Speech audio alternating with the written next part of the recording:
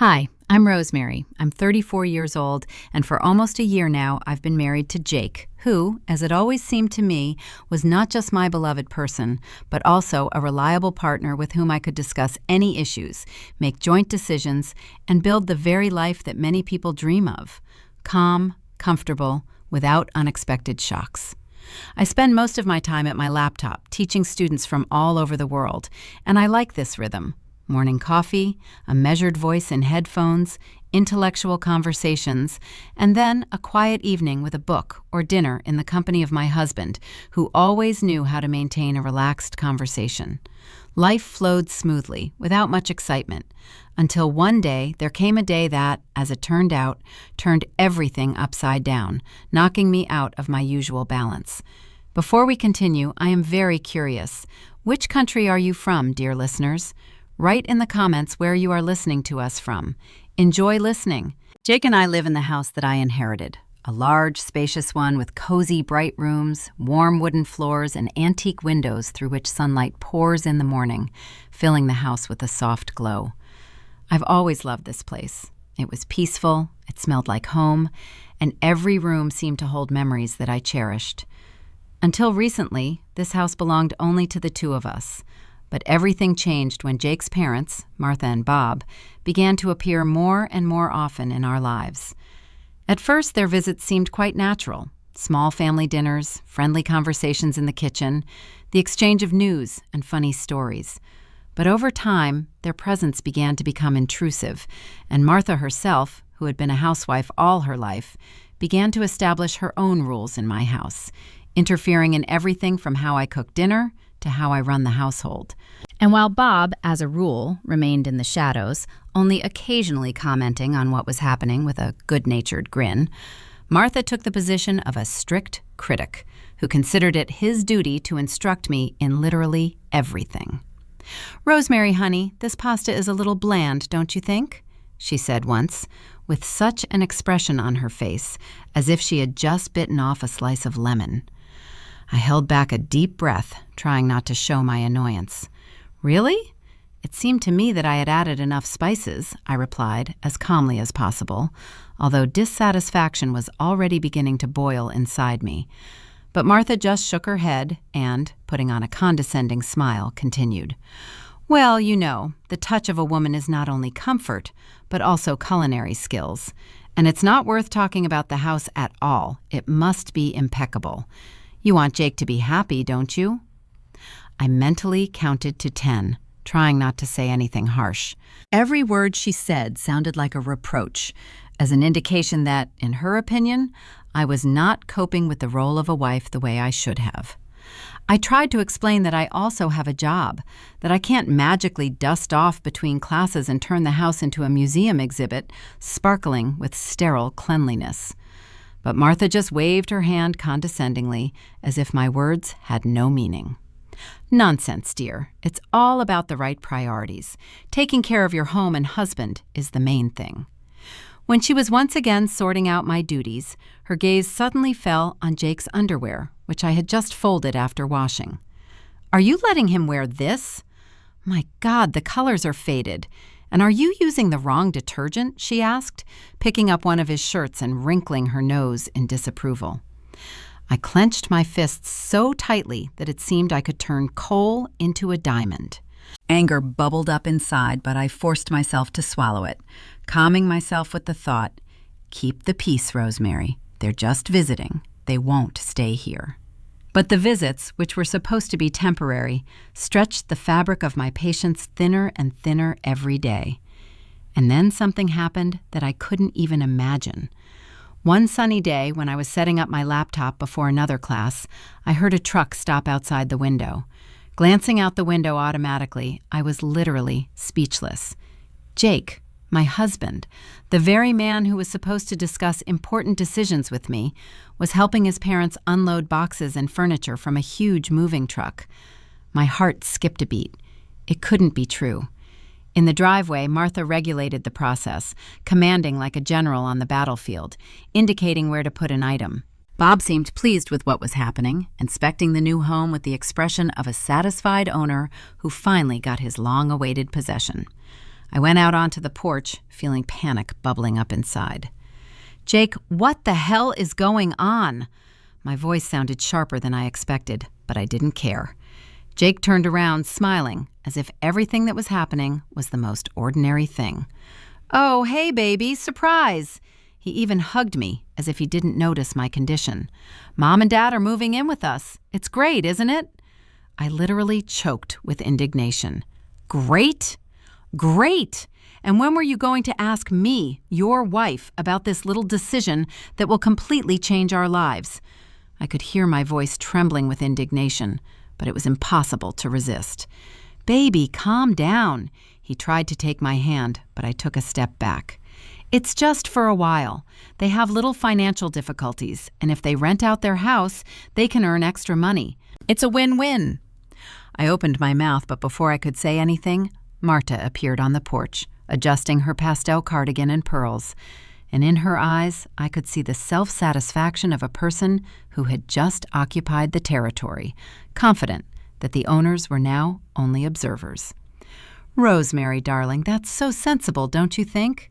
We're all a family here, and you have so much space," Marta said in her sickly sweet voice, which, as it seemed to me for a long time, hid an icy confidence in her own rightness.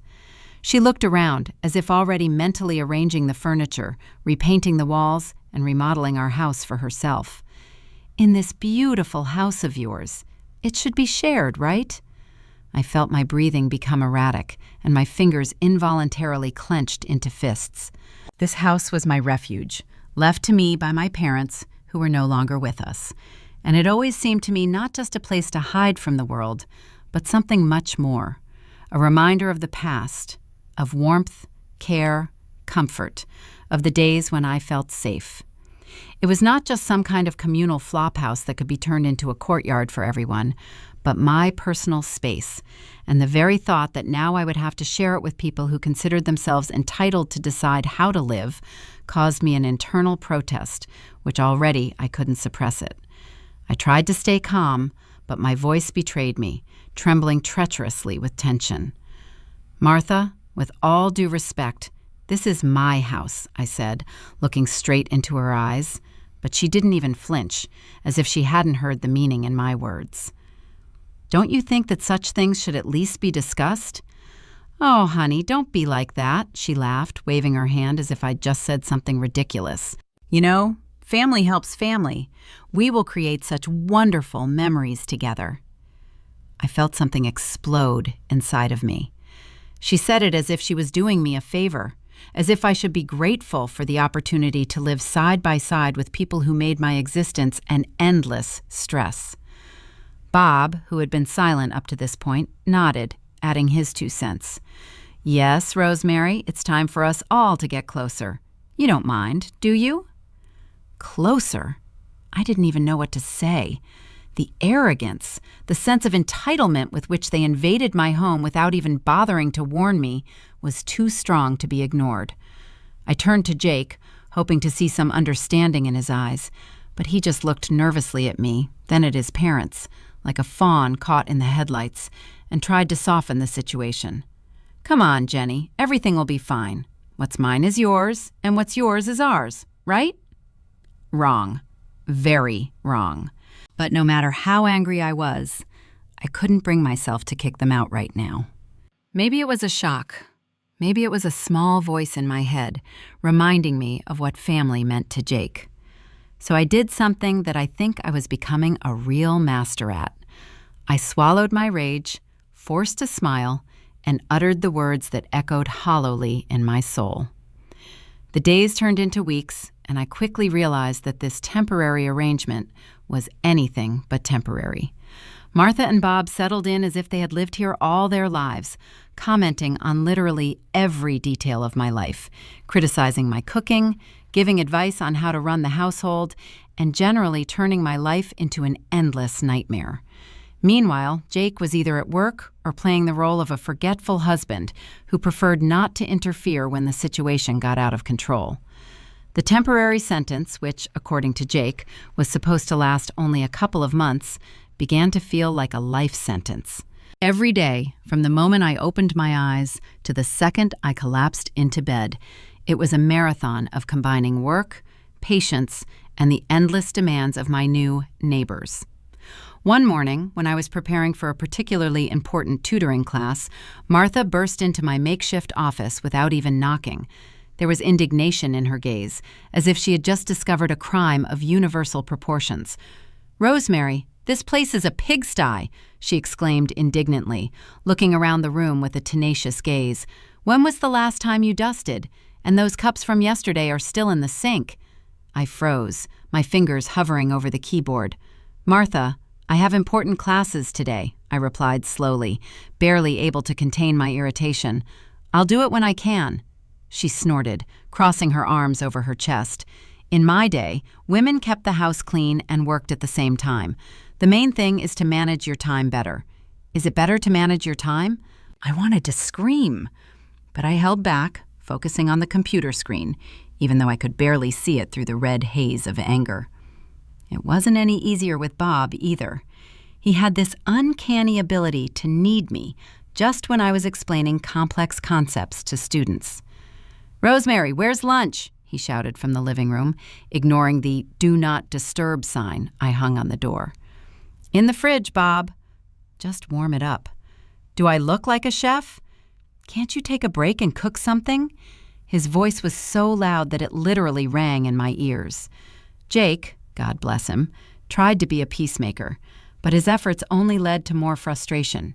He either insisted that he had to be patient or promised to talk to his parents, but it didn't go beyond words. I felt like I was losing myself. My house was no longer mine. My life didn't belong to me anymore. And the worst part was that I didn't know how to change it. I was sitting at the kitchen table, gritting my teeth so hard that a dull pain was throbbing in my temples. An untouched dinner was cooling in front of me, and the only thing I could think about was how it all went so far, how I allowed my own house to turn into a battlefield where every day I had to defend the right to personal space, to silence, to basic respect. "Jenny, can't you just stop this for today?" Jake's voice, tired and irritated, sounded like another blow to his weakened nerves. "Let's at least have dinner in silence, right?" The last flash. Drop it. It's like I'm stirring up a drama over lunch and dust bunnies, like I don't have the right to complain that my life doesn't belong to me anymore. I looked at him, and his face looked strained, like the mask of a man who was tired of maneuvering between two conflicting sides and no longer knew how to please both. He wanted peace, but he didn't understand that this peace was provided solely by my ability to swallow resentments and pretend that everything was fine. But it wasn't okay. The culmination of this daily routine came one evening when I was trying to finish the last sessions of the day. I closed the door to my office, hoping for a few hours of silence. But of course, silence was an unattainable luxury for me. Martha decided that now was the perfect time to lecture me again about the importance of order in the house. "You know, Rosemary, a cluttered house is a sign of a mess in your head," she said, crossing her arms over her chest like a teacher who caught a student cheating. "Maybe if you cleaned more, you'd be less stressed." Less intense. I almost laughed. Instead, I slowly got up from my chair, feeling an icy calm spread inside me, the same one that precedes a storm. "Martha," I said in a flat voice, standing in front of her, "I'm working. This cluttered office is paying our bills right now. And maybe if you're so worried about cleaning, could you help?" Her face turned red, and I realized that I had finally broken through this impenetrable wall of complacency. "I'm a guest in this house, Rosemary," she spat out, as if I'd suggested she do something unacceptable. "Cleaning is not my job." Guest. The word rang in his head, causing bitter laughter. A guest is a person who comes with gratitude, with respect, with the understanding that he is not in his territory. And some people, calling themselves guests, turn someone else's life upside down and demand to be treated with respect. That night, as I lay in bed staring at the ceiling, I couldn't help but think about the absurdity of it all. I was here, but I felt like a stranger in my own home. I worked hard to provide for myself and Jake, endured the interference of his parents, withstood their endless criticism, and received only new complaints in response. Jake was snoring softly next to me, and that soft, rhythmic sound was the only thing that broke the silence in the darkness. I turned to look at him, wondering how we got here in the first place, how we turned from newlyweds worried about our future to roommates who barely talked to each other because his parents drove a wedge between us. 3 months. 3 long, painful months that felt like an invasion of my privacy, an occupation from which there was no escape. And then a new trouble came. Jake came home earlier than usual one day, his face ashen and his shoulders slumped as if he had just lost a fight with a bear. "Jenny, I got fired," he blurted out, without even sitting down at the table. I blinked, not immediately realizing the meaning of his words. I was already calculating in my head how much money we had left, how much I could earn, and where to cut my expenses. His parents were out at the time, probably terrorizing another poor guy with their moralizing, and he made me swear I wouldn't tell them. Great, just what I need. It was all on me now. My online classes suddenly became more than just a way to keep myself busy or earn a few extra comforts. They turned into our only lifeline. I redoubled my efforts, stretching my working hours to the limit. At some point, I realized that I was no longer just tutoring. I was running my own online school. A small part of me was buzzing with pride, but I kept it a secret. It makes no sense to add fuel to the already burning hell that was our home. The money was tight. Tighter than the lid on a jar that hadn't been opened in 100 years. Every penny had to cry out for mercy before being spent. And at some point, I had to step over myself and talk to Martha and Bob. "Listen," I began, gathering my courage. "I know this is awkward, but I need help with the bills. Maybe you could cover at least part of the rent." Their reaction was like I suggested they go to the moon. "What do you mean?" Bob raised his eyebrows in surprise. "Jake covers everything. He earns enough." I felt my patience bursting at the seams. "Yes, about that," I began. But then I met Jake's pleading gaze. He didn't want them to know. Later, he took me aside and whispered, "Just a little more, Jenny. I'll find something soon. I promise." Promises. What should I do? Martha pressed her hand to her chest as if I had just inflicted a mortal insult on her. Her lips trembled as if she was holding back tears with all her might. Bob frowned, his gaze expressing a mixture of annoyance and bewilderment, as if he couldn't figure out why I, the person who ensured their existence in this house, suddenly rebelled. Jake looked away. His shoulders were tense, and I could see him fighting the urge to get up and leave the table, to avoid conflict, as he always did. "Rosemary, dear," Martha began, her voice filled with that icy sweetness that always preceded passive-aggressive injections. "We're a family. You can't do this to us." "Is it really that much to ask?" I burst out laughing, abruptly, rudely, unexpectedly, even for herself. Laughter burst out of me like a champagne cork, and I felt my chest tremble with a wave of hysterical relief. "Family?" I repeated, barely catching my breath. The family helps each other. The family respects personal boundaries. A family does not become a parasite on the lives of its children. Martha sighed, cocked her head to one side, and her eyes filled with the same pity that always drove me crazy. "I know you're tired, honey. Work, home, so much is on you." She threw up her hands dramatically as if to portray the hopelessness of my situation. But there was no sympathy in this gesture, only pretense. "We just wanted to get some rest. Is that a crime?" "At least leave forever," I flared up, feeling a wave of anger wash over me.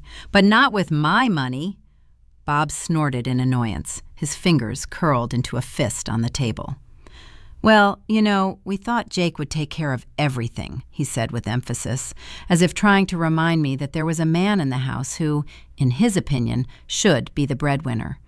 I turned abruptly to Jake, who had been sitting with his head down, avoiding my gaze. "What about you?" I asked, and my voice was filled with anger and exhaustion at the same time. "Do you think this is normal?" He fidgeted in place, nervously rubbed his palms, as if trying to erase a sticky trace of guilt from them. "Jenny, let's not fight," he muttered, but the uncertainty in his voice betrayed his weakness. "We're not going to fight?" I put my elbows on the table and leaned forward, glaring at him. "Your parents have been living at my expense for 3 months now. I've been pulling on this house. I pay the bills, I work without rest. I'm trying to somehow keep our lives normal, and you can't even tell them that you don't have a job anymore." "You don't understand," he started, but I interrupted him, not wanting to hear pathetic excuses. "What don't I understand, Jake?" My voice rang with tension. "That you're afraid to admit that you lost your job? What are you ashamed of? Or that you're so attached to their approval that you can't object to them?" "Jenny," he closed his eyes, as if hoping that if he couldn't see me, I'd just disappear. "I've had enough," I said through clenched teeth, feeling something inside me crackle and snap like a burnt-out wire. "I won't support them anymore. I won't give them a dime. If they want to eat, let them buy themselves some food. If they want to travel, let them find a job. And if you're not going to tell them the truth, then I will." I stood up abruptly, my chair slid back with a bang. Martha gasped, clutching her chest, as if my words had struck her heart. "Rosemary, you can't be so cruel," she exclaimed, but there was more horror than pain in her eyes. "Cruel?" I gritted my teeth. "Am I being cruel because I don't want to be a free bank anymore? Because I don't want to serve people who don't even respect me?" Bob frowned, his face filled with anger. "We're your family, Jenny, and you owe us." "I don't owe you anything," I shouted, feeling everything inside me boiling with rage. I turned to Jake, hoping for the last time to see support in him, to understand that he was on my side after all. But he just sat there, staring at his plate, as if that was the only way to avoid this scene. And then I understood. I'm alone. I've been fighting this fight alone since the beginning, and if I want to change my life, I'll have to do it without his help. That night, I couldn't sleep for a long time, lying in the dark and listening to Jake's steady breathing next to me.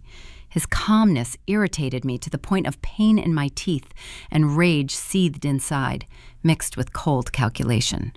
I went over every word in my head, every shade of voice, every nuance of intonation. Martha pretending to be a poor, suffering woman. Bob hiding greed behind the mask of a stern patriarch. And Jake, my husband, the man I once loved, now revealed to me from a completely different side, unscrupulous, petty, capable of betraying for the sake of money and comfort. That night I decided, I won't let them destroy me.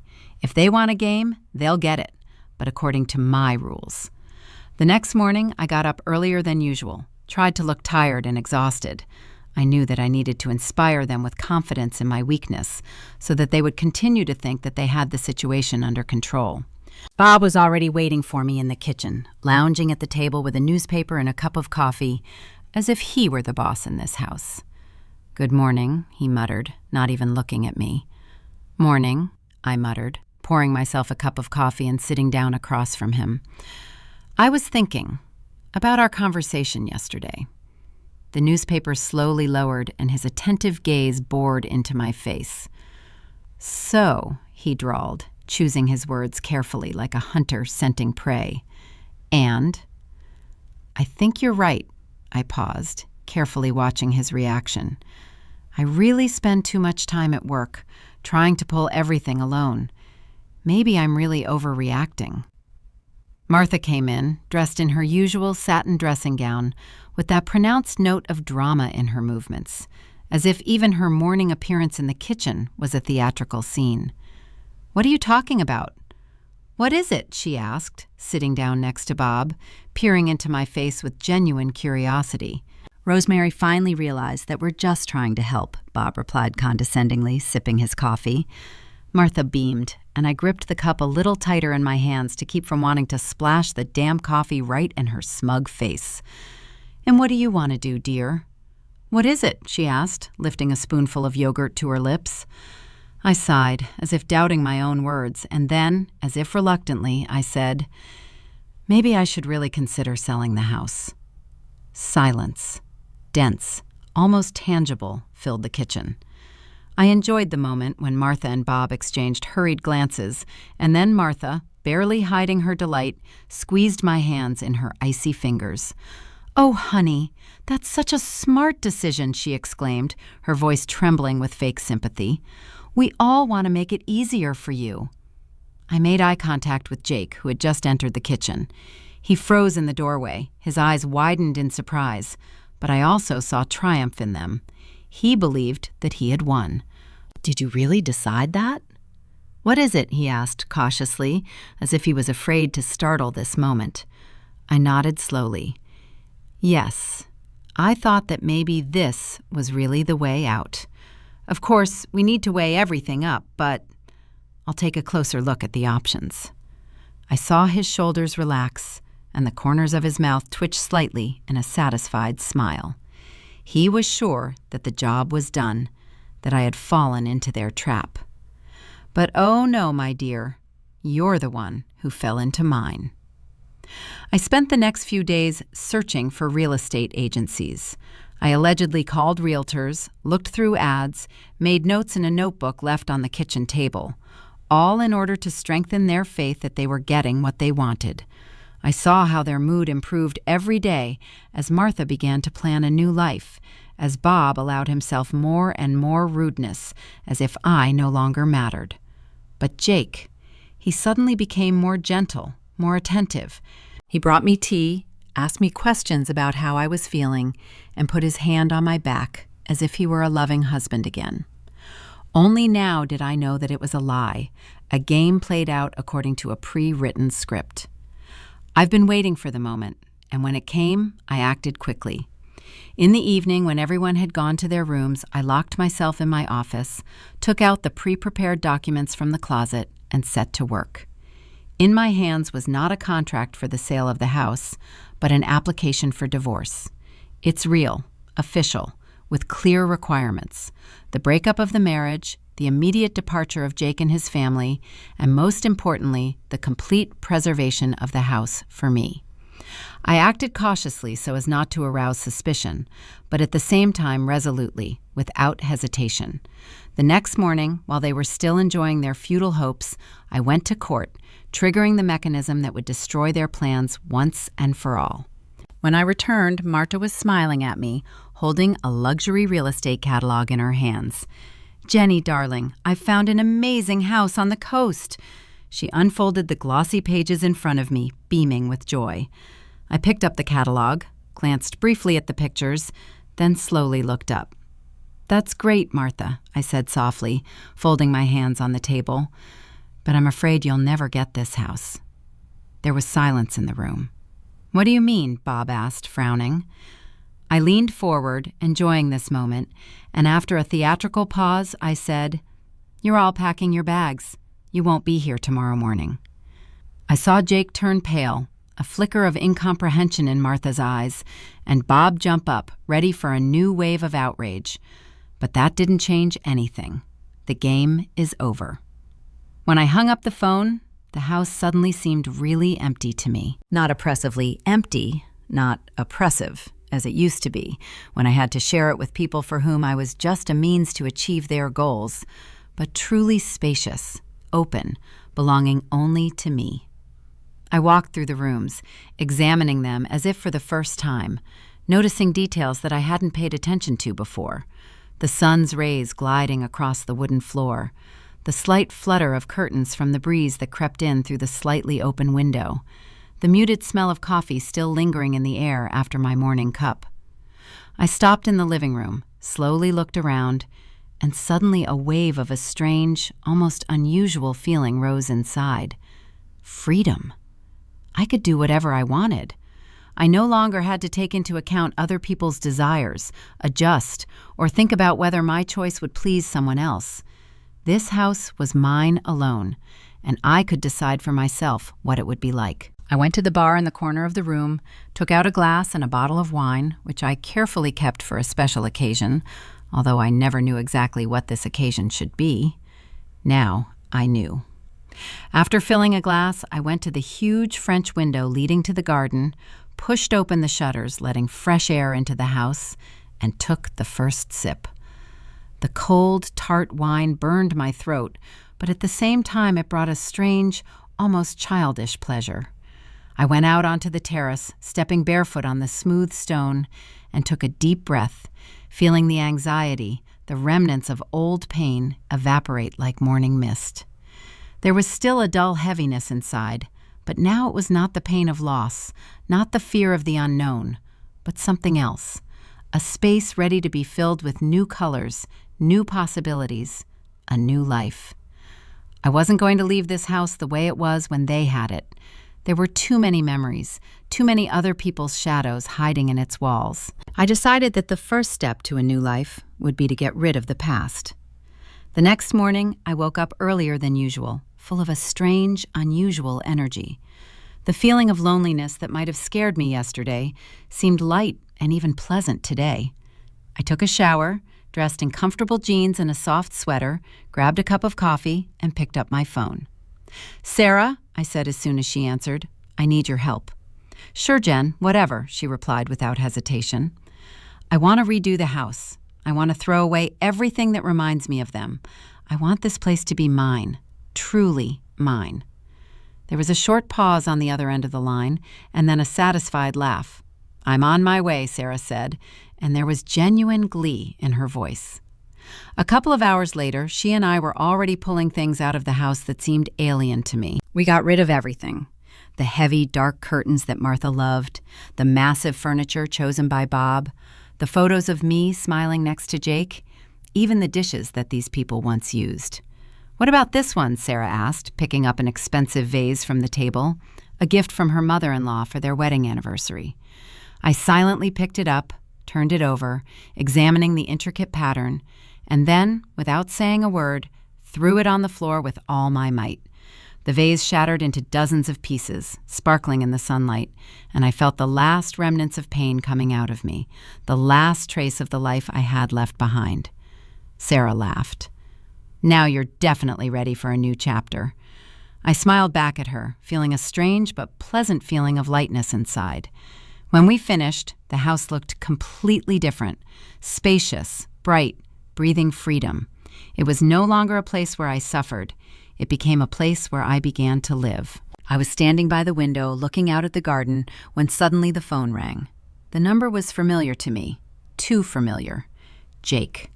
I stared at the screen, feeling something like contempt rise up inside, but at the same time, satisfaction. He was still trying, still thinking he had the right to say something, but I wasn't going to listen anymore. I picked up the phone, not even letting him speak. "There's no reason for us to talk anymore, Jake. Goodbye." And without waiting for an answer, I dropped the call. My new life has begun. A few months passed, and life gradually took on new, distinct outlines, as if someone had finally erased the blurred, painful picture of the past and allowed me to redraw the canvas of my fate. The house that used to seem like a prison filled with the ghosts of former years now breathed freedom and light. I got rid of every reminder of those who once thought they could manipulate me and filled it with things that truly reflected my essence. I repainted the walls, filled the rooms with comfort, added new decorative elements, made a library that I had dreamed of since childhood, and finally allowed myself to feel calm in this space as in my own world, where no one else could dictate the conditions to me. Working at my online school became not just a way to earn money, but a real refuge from which I drew inspiration, strength, and satisfaction. Every new lesson, every grateful feedback from students, every breakthrough from one of the students gave me the feeling that I was moving forward, creating something worthwhile, helping people, and finally, helping myself. I used to think that my world should revolve around family, around other people's expectations and other people's needs. But now I realize that my life is only my business, and only I can decide what it should look like. Martha's call that day was the last echo of the past, an attempt as ridiculous as it was predictable. Their house burned down, the insurance was not paid on time, and now they were left with nothing, without a roof over their heads, without the luxury they were used to, without the stability they used to take for granted. She spoke to me politely, almost ingratiatingly, as if she hoped that, despite all their actions, I would still obey the old role, become the very girl who could be persuaded, pressured, or manipulated into letting them back into my life. But I was no longer the person they knew me to be. I listened to her voice, trembling, laced with despair, and instead of gloating, which I should have expected, I felt only fatigue. They still didn't understand anything. They didn't realize that the person they were trying to break had long since become inaccessible to them. "No, Martha," I said in a flat, cold voice. "That's impossible." I heard her breathing falter on the other end of the phone, and there was a pause of barely concealed shock. Apparently, she hoped to the last that I would give up. "Rosemary, please," she began, but I was no longer listening. "Good day, Martha," I added before disconnecting the call. After that, I didn't find out anything about them directly, but through friends, I soon learned that Jake had found a job, not the one he was used to, not the one that would allow him to live the same way as before, but stable enough not to stay on the streets. Life forced him to come down from the height at which he saw himself, and perhaps for the first time in a long time, he was faced with a real reality in which there was no place for easy money, deception, and dependence on others. I thought it would bring me satisfaction, that I would feel a kind of malicious triumph from his fall, but instead I felt only emptiness. The resentment was gone, the anger had dissolved, and only a strange, calm indifference remained. The past no longer had any power over me. At some point, I realized that I no longer remember him with pain.